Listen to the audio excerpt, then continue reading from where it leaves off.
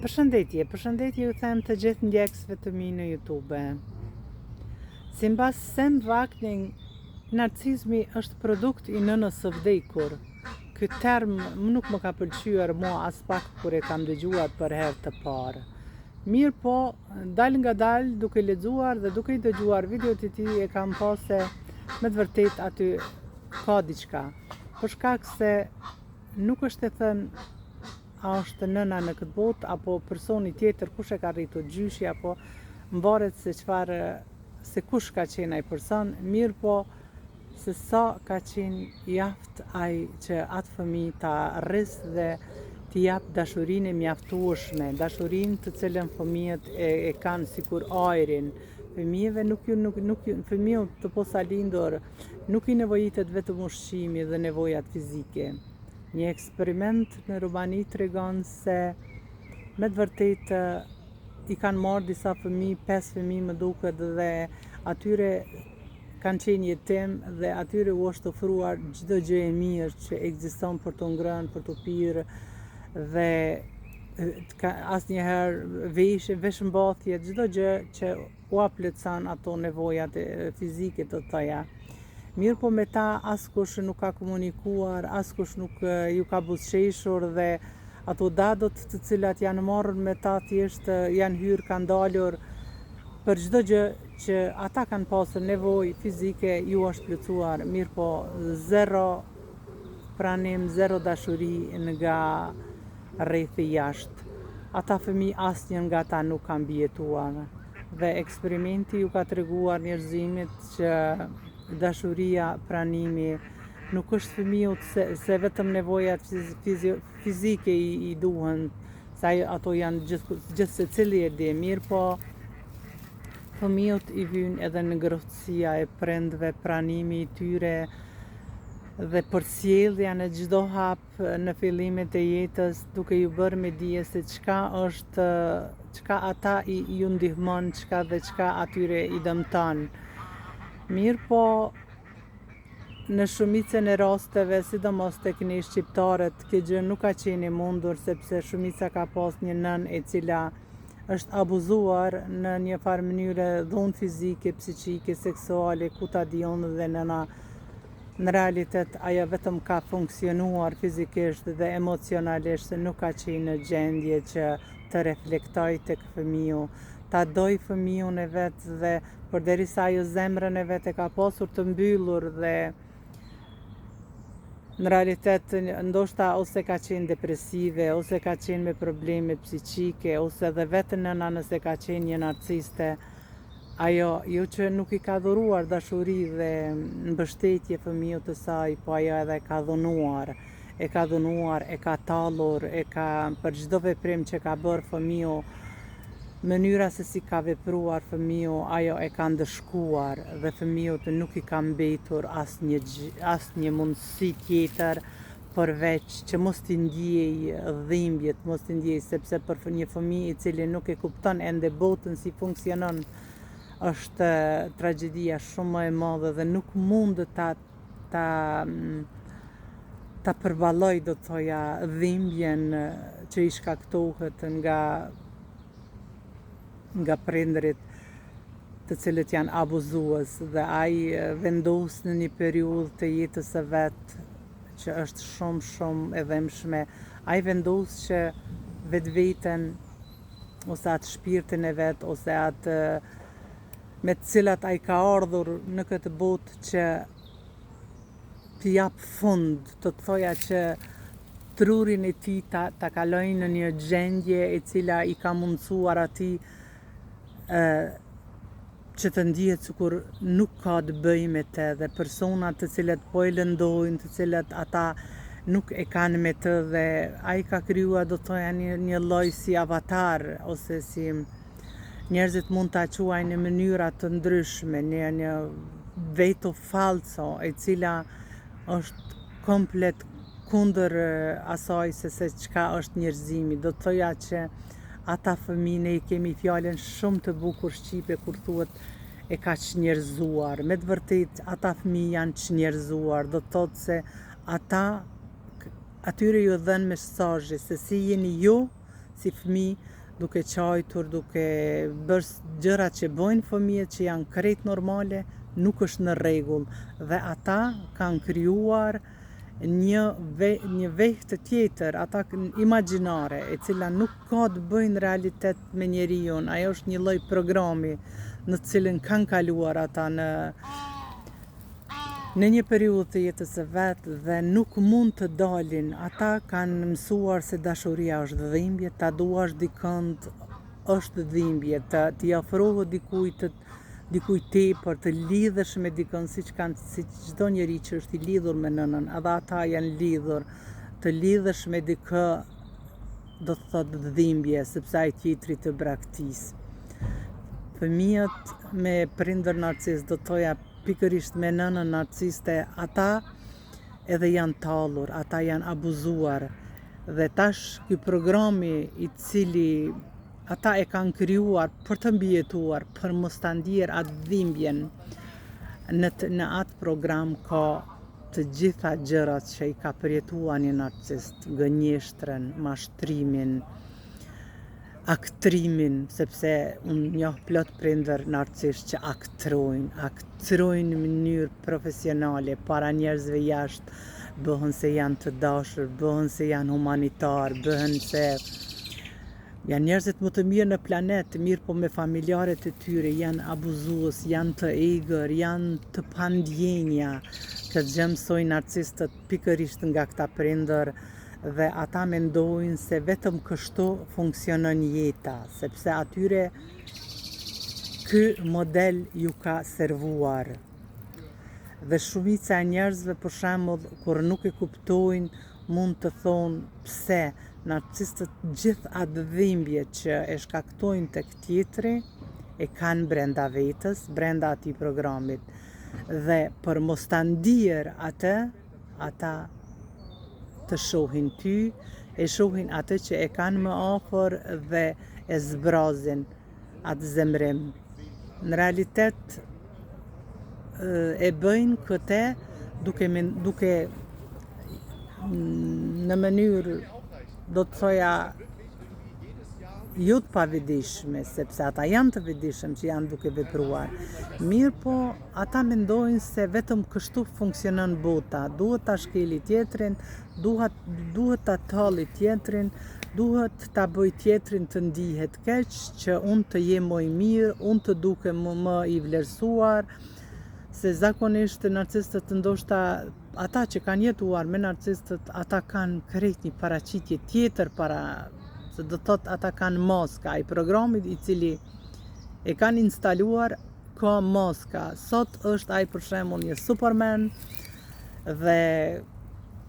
siç paraqiten shumica e njerëzve në fillim, mirë po gjatë lidhjes ose gjatë viteve të ardhshme ti do ta vrejsh se ai Supermani gënjen, ai Supermani mashtron, ai Supermani traton, ai Supermani bën gjëra të liga, ai të fajson ty, ai nuk pranon asnjëherë fajin dhe ti thua me vete, po në fillim ky ishte një Superman, të gjitha i bënte mirë, ishte pothuajsi unë, kishte vlera, kishte këso gjëra dhe vazhdimisht fillon ta fajsosh veten si njëri i cili nuk e ka atë program, thot se diçka nuk është në rregull me mua, se vetë në natyrën e njeriut është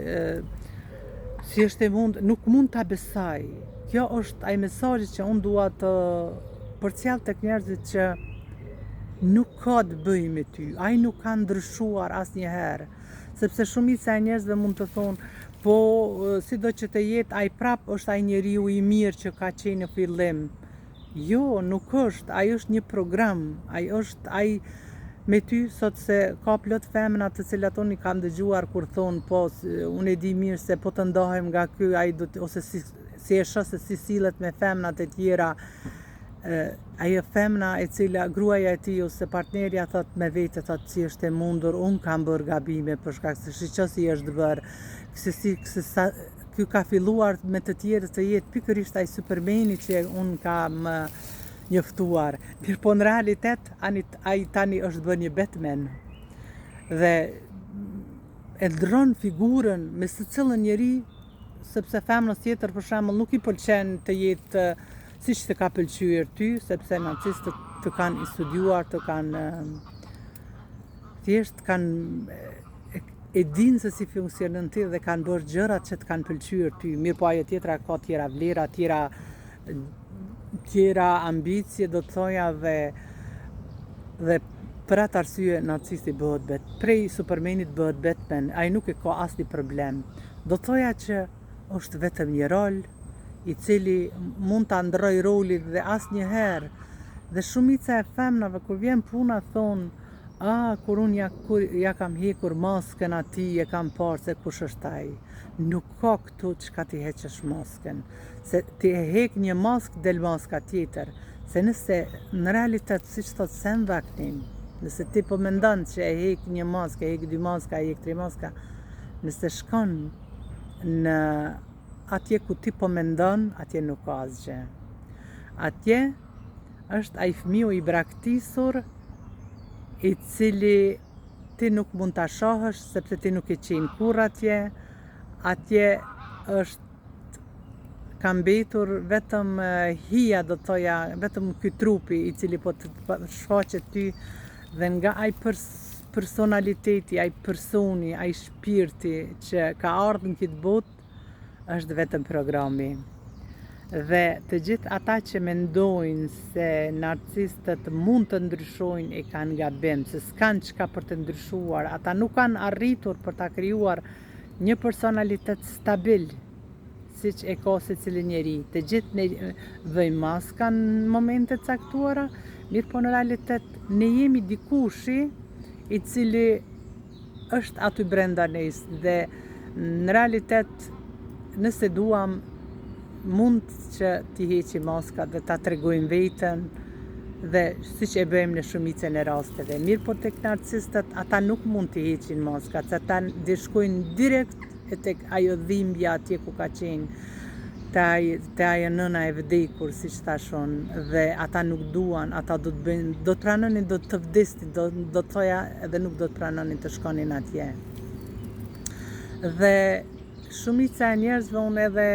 kam dëgjuar vazhdimisht njerëz ku thonë se po ti provokojmë, ose si t'ju hakmerremi, ose unë mendoj se kjo nuk qëndron dhe nuk është një ide e mirë, për shkak se unë mendoj se nuk ka asgjë më çka ke ti për të hakmarrur për diçka që ti asnjëherë nuk do të dëshiroje që ti mbathje do t'aja këpucët e tij dhe të ecje në për jetën e tina, se në për çka ka kaluar ai. Mirë po kjo nuk do të thotë që ti je me patjetër e detyruar që të qëndrosh aty kur je, dhe nëse gjëja më e mirë, unë e kam thënë vazhdimisht, gjëja më e mirë është që ti ta kuptosh se me çka përballesh dhe me çka ke të bëjsh. Dhe ti kur këtë e din, atëherë ti edhe mbrohesh, sepse unë vazhdimisht dëgjoj për shembull njerëzit kur thonë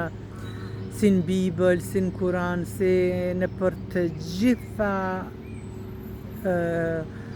do të thoja ato platformat spirituale ku njerëzit duan që bota të jetë më mirë në atë niveli normal, do të thoja, aty thuhet fal. Falja është hyjnore, falja është kështu. Ekziston edhe ajo, do të thoja, ai rituali ose ajo metoda Ho'oponopono, më duket kështu quhet, ku ti i thua atij ose asaj që të ka lënduar, please forgive me,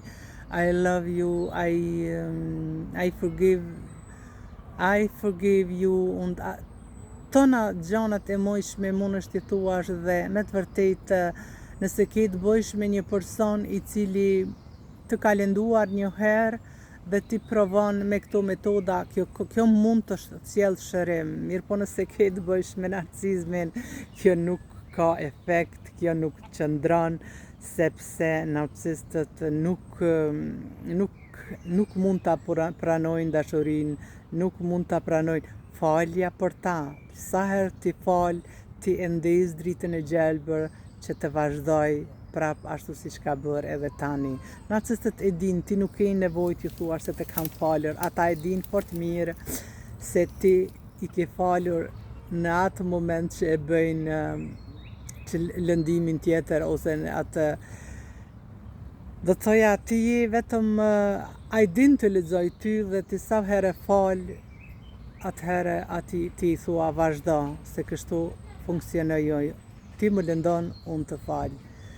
Dhe kjo nuk duhet të ndodh asnjëherë. Ti nuk ke nevojë as të falësh, ti duhet vetëm ta kuptosh. Ta kuptosh që ti duhet ta mbrosh veten tënde duke e ditur çdo reakcion të ti se ku të çon. Shumica e psikologëve ose edhe Sam Vaknin e përmend thotë nëse ti nuk ke një memorie të mirë se çka të ka ndodhur në këtë rast ose në atë rast, sepse ndodhit janë aq brenda një lidhje, brenda ose kur ti jem, kur nëna është ose kur prindrit janë, ti ke harruar shumicën e rasteve dhe mirë po duhet shënuar për shkak se narcistët e kanë atë programin dhe nëse ti e mëson do të thoja si kur ligjet e universit dhe ti kur i din ato atëherë nuk i jep ati një mundësi që të kaloj prap t'i bëj të njëjtën rrugë dhe të vije deri aty.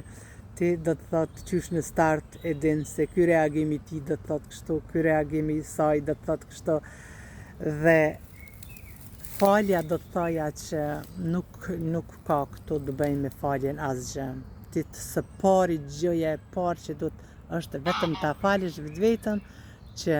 nuk e ditur më mirë, që nuk e ke ditur çka është narcizmi dhe kur e fal vetveten fillon edhe të mos ndjesh më urrejtje dhe thjesht